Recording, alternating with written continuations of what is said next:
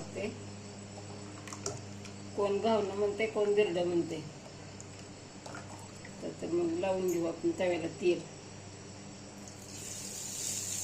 तवा चांगला तापावा लागतो.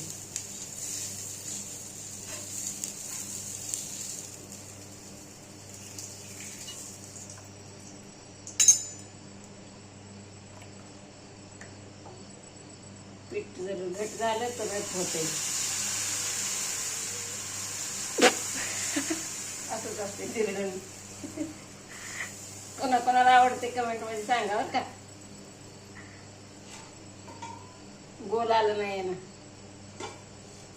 तवा तापलेला असला का छान उलत ते.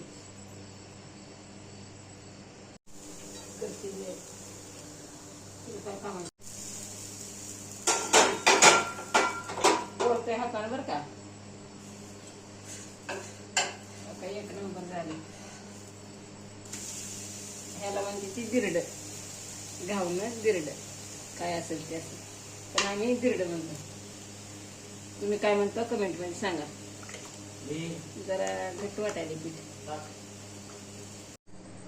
या मग खायला आता.